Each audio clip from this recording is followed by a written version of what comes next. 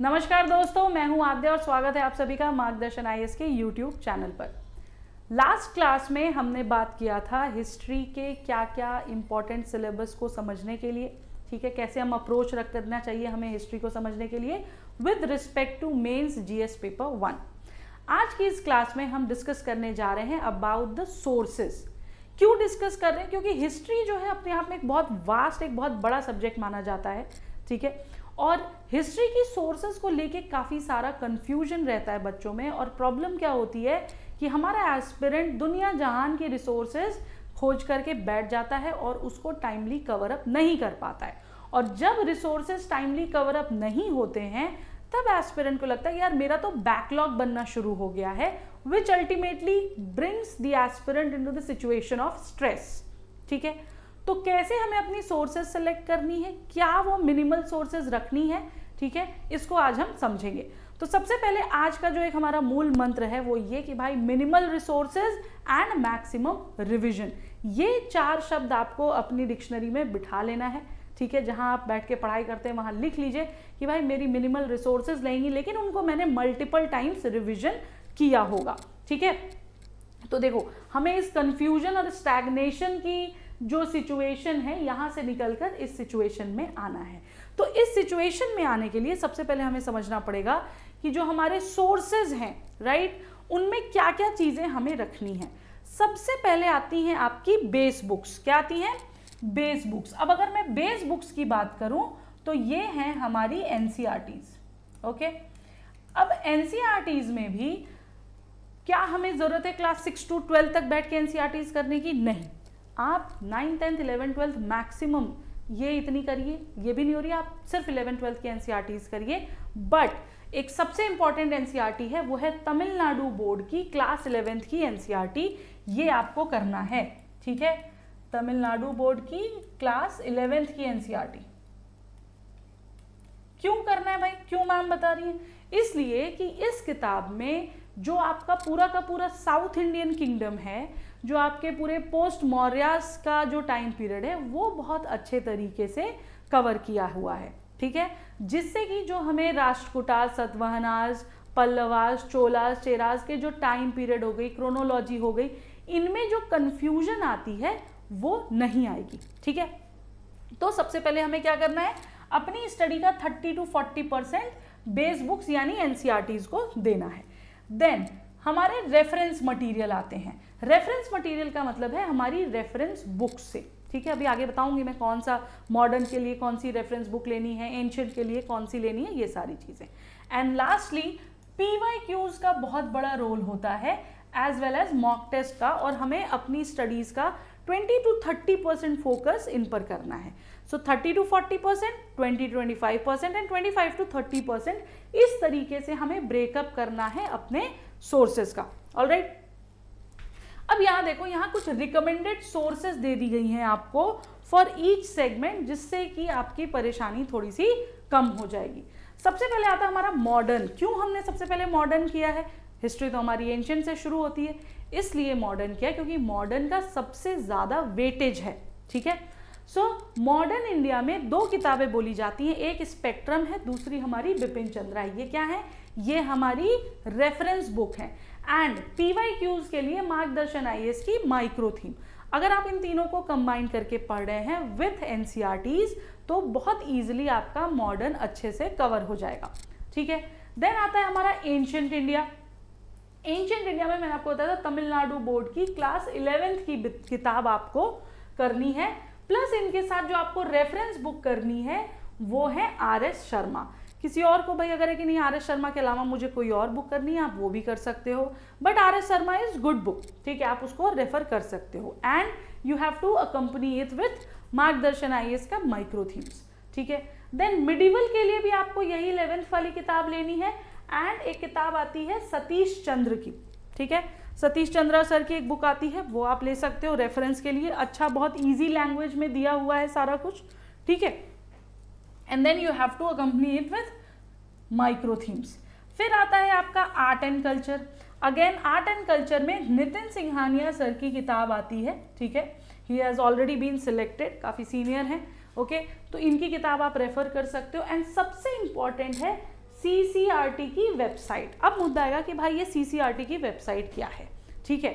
तो देखो, जैसे हम PIB की वेबसाइट को रेफर करते हैं प्री के लिए, राइट, वैसे ही आर्ट एंड कल्चर के लिए हम CCRT की वेबसाइट को रेफर करेंगे। जब आप इस वेबसाइट के सेक्शन में जाएंगे तो आपको एक पब्लिकेशंस का सेक्शन मिलेगा, ओके। उस पब्लिकेशन सेक्शन में जा करके आप क्लिक करेंगे तो वहाँ पे कुछ बुक्स, कुछ मैगजीन्स जैसा और कुछ आर्टिकल्स आते हैं।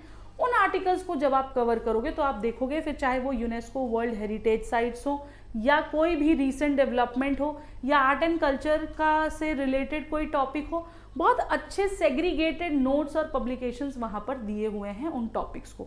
तो इनको आप ज़रूर रेफर करिए फॉर आर्ट एंड कल्चर। इस बार का जो 2026 का प्री का एग्जाम हुआ था, वहाँ पर भी 2 क्वेश्चंस यहाँ से जो है थे, ठीक है, okay.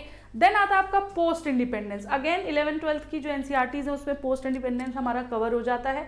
As well as you have to cover the internet and newspaper along with the micro themes. Lastly आपका आता है वर्ल्ड हिस्ट्री। वर्ल्ड हिस्ट्री की एक पूरी अलग से किताब ही आती है NCERT की, ठीक है, आप वो कर सकते हो। And what ever selective resources you want. World history के लिए सबसे अच्छा है जो टॉपिक्स आपके हैं, जो लास्ट क्लास में मैंने बताया भी था लास्ट लेक्चर में, ठीक है, माइक्रो थीम्स को वो करके कि भाई आपके वर्ल्ड वॉर्स हो गए, कोल्ड वॉर हो गया, देन कॉलोनियलिज्म हो गया, ठीक है, रिवॉल्यूशंस हो गए, इनकी आपको क्या करनी, इनकी एक नोट बना लो, ठीक है। वर्ल्ड हिस्ट्री के लिए इन टॉपिक्स को निकाल लो और इनका एक नोट बना लो after comparing them with the PYQs की क्या क्या चीज़ें आई हैं। It will be very very segregated and very easy, ठीक है। नोट्स बनाने के लिए बहुत स्टूडेंट्स जो है वो इंटरनेट का यूज़ करते हैं, बहुत बच्चे ChatGPT का यूज़ करते हैं। इट्स अप टू यू, आपको किसकी लैंग्वेज अच्छी लग रही है। Whatever language remains there in your memory, you can go with that source, ठीक है, ओके। तो ये है। और दूसरा सबसे इंपॉर्टेंट चीज़ कि आपको एक रूल बनाना है कि सबसे पहले मुझे एक किताब को कंप्लीट किए बिना दूसरे पर नहीं जाना है। मैं एक किताब, यहाँ से कोई भी एक किताब आप उठाओ, उसको जब तक आप कंप्लीट नहीं करोगे आप दूसरी बुक को नहीं टच करोगे और सब चीज़ों को एक साथ पढ़ना शुरू नहीं करोगे, सेग्रीगेट करके चलोगे। अगर मॉडर्न उठाया तो पहले मॉडर्न, एंशिएंट उठाया तो एंशिएंट, मिडिवल उठाया तो मिडिवल, ओके। और इन सारी चीज़ों का रिवीजन आपको करते रहना है, ठीक है। देन आता है कि अच्छा मैम पढ़ने का क्या तरीका है, कैसे NCERTs को पढ़ते हैं, कैसे नोट्स को पढ़ते हैं। तो देखो, जो रीडिंग होती है किताबों की वो जनरली हम 4 पार्ट में करते हैं, 4 स्टेप्स में आपको दिया हुआ है। पहली रीडिंग में आपको क्या करना है, आपको समझना है क्या हुआ, द व्हाट फैक्टर। जब आप रीड कर रहे हो कोई भी किताब, बी इट NCERT और रेफरेंस सेक्शन, तो आप उसमें देख रहे हो कि क्या क्या हुआ, ठीक है। जो हम बोलते हैं ना, एक बार हमने सरसरी निगाह से किताब देख ली खोल करके कि अच्छा ये चीज़ें हुई, ये चीज़ें हुई, इसके बाद ये हुआ, इसके बाद ये हुआ, इस तरीके से, ठीक है। सेकेंड रीडिंग में हम उसके कॉजेज पर, जो हमारा वाई फैक्टर होता है, ठीक है, वाई फैक्टर पर फोकस करते हैं और उसके क्या कॉन्सिक्वेंसेज हुए उन पर ध्यान देते हैं। थर्ड रीडिंग में हम माइक्रो थीम्स वहां से आइडेंटिफाई करते हैं और ये समझते हैं कि कैसे हमें उसको आंसर करना है, हाउ की चीज़ें कैसे हुआ और कैसे उसको हम आंसर करेंगे ये देखते हैं। और फोर्थ रीडिंग में फाइनली उसको हम PYQ से लिंक करते हैं और एग्जाम में किस तरीके से उसका कनेक्शन इस्टेब्लिश हुआ है उसको समझ के उसको प्रैक्टिस करते हैं। तो ये तरीके हैं रीडिंग करने के किसी भी किताब को जो आपको करनी है, ठीक है। देन मुद्दा आता है कि कैसे मैम उसकी नोट्स बनाएं, ठीक है। तो देखो, अगर आपकी नोट्स बैड होंगी, ठीक है, अगर आपकी notes up to the mark नहीं है तो क्या होगा, आप पूरा का पूरा पैराग्राफ उठा के लिख रहे होगे, ठीक है। दूसरी चीज, 50 पेजेस एक चैप्टर से ही आप नोट्स बना डालोगे और सिर्फ आपके नोट्स में हमें फैक्ट्स देखने को मिलेंगे, न कि कनेक्शन। लेकिन अच्छी नोट कौन सी होती है, अच्छी नोट्स वही होती हैं जिनमें आप टू द पॉइंट चलते हो। और सबसे पहले तो भाई वो 1 पेजर होती हैं, पूरी की पूरी कॉपी नहीं भरनी है, जस्ट टेक 1 पेज एंड जो भी टॉपिक आपने पढ़ा है उनसे रिलेटेड जो भी फैक्ट्स हैं, जो भी चीज़ें हैं, वो आप बुलेट पॉइंट्स में वहाँ पे लिख लीजिए, ठीक है। एंड देन उसके अंदर का थोड़ा सा लिटरेचर डाल लीजिए। फिर है आपको नोट्स बनाते टाइम इन चीज़ों पर फोकस करना है, क्या क्या, कॉजेज, फीचर्स, इम्पैक्ट, क्रिटिसिज्म, ये सारी चीज़ें आपको बुलेट पॉइंट्स में अपने नोट्स में डालनी ही डालनी है। देन अपनी नोट्स को कनेक्ट करो PYQ से और करंट अफेयर्स से। जो भी टॉपिक के आप नोट बना रहे हो, अगर उसमें कुछ करंट अफेयर्स का इवेंट है तो उसको अपडेट करिए, यहाँ पर प्लस करके डालिए उसको, ठीक है। और अगर इस तरीके से आप नोट्स अपनी बना ले जा रहे हो तो यकीन मानो रिवीजन करना आपके लिए बहुत ही आसान हो जाएगा, ठीक है। ऑलराइट, अब आता है कि मैम बहुत बड़ा टॉपिक है, लेट्स से दिल्ली सल्तनत, ठीक है, या मुगल एडमिनिस्ट्रेशन, या पूरा मुगल्स ही ले लो, ये बहुत बड़े टॉपिक्स हैं, तो इनको हम कैसे एक पेज में डालेंगे या कैसे इनको हम वो करेंगे। सिंपल है, आपको अपने इस बड़े टॉपिक को 5 सेक्शंस में डिवाइड करना है। 5 सेक्शंस क्या क्या है? सबसे पहला है context, when, where and what was the background, okay. दूसरा है कॉजेज, व्हाई इट हैपेंड। तीसरा है फीचर्स कि okay what were the features of that particular incident. चौथा है इम्पैक्ट कि भाई उसका क्या रिजल्ट रहा या उसका क्या सिग्निफिकेंस हुआ। एंड लास्टली है उसके क्रिटिसिज्म या फिर लिमिटेशंस कि जो भी चीज़ें थी उन पर क्या व्यू पॉइंट्स रहे, ठीक है, किन किन लोगों ने उसको क्रिटिसाइज किया। इसमें हिस्टोरियंस का बहुत सारा चीज़ आ जाता है। अब आपको क्या करना है, जब आप इस बड़े टॉपिक को समराइज कर रहे हो तो यहाँ पर आप 2 से 3 एग्जाम्पल या कुछ कोट्स लिख लोगे, ठीक है। दूसरी चीज़, एक स्मॉल टाइमलाइन आपको बनानी है, क्योंकि history is all about chronology, right. History is all about chronology. तो आप जो भी टॉपिक पढ़ रहे हो, लेट्स से अगर आप मुगल्स ही पढ़ रहे हो, ठीक है, या लेट्स से आपने जो है एंशिएंट इंडिया आपने पढ़ना शुरू किया, तो प्री हिस्टोरिक टाइम पीरियड क्या था, ब्रॉन्ज एज कब हुई, चाल्कोलिथिक एज का क्या टाइमलाइन रहा, नियोलिथिक का क्या रहा, पेलियोलिथिक का क्या रहा, पेलियोलिथिक में क्या क्या चीज़ें हुई, फिर मेसोलिथिक आई, मेसोलिथिक के बाद नियोलिथिक आई। तो कैसे चीज़ें जो है एक के बाद एक आगे बढ़ती गई, क्या टाइमलाइन फॉलो हुई, क्या उस टाइमलाइन के इंपॉर्टेंट फीचर्स हुए, ठीक है, क्या चीज़ें मेन रही। अगर आप इन चीज़ों को इंटरकनेक्ट करके पढ़ोगे तो आपके लिए हिस्ट्री बहुत ही ज़्यादा इंटरेस्टिंग और ईजी भी हो जाएगी। और इन सब चीज़ों को फिर आपको जो है किसी भी पर्टिकुलर कोई भी माइक्रो थीम का क्वेश्चन उठाओ और उस क्वेश्चन के आंसर में जब आप डालोगे तो आपकी ये बेस्ट ऑफ द मेंस की नोट्स रेडी हो जाएंगी, ठीक है। तो ये तरीका होता है हमारा कैसे एक बड़े टॉपिक को कंप्रेस करना है 1 पेजर में इसका, ठीक है। ये सारे फीचर्स आपके हैं जो आपको डालना है, ऑलराइट, ठीक है। अब आता है कि हाई स्कोरिंग हिस्ट्री के आंसर्स हम कैसे लिखें। तो हिस्ट्री के आंसर्स कैसे लिखें, क्योंकि नोट्स तो मैम मना कर रही हैं, क्या कह रही है मैम कि भाई आप पीवाईक्यूज के आंसर्स लिखिए।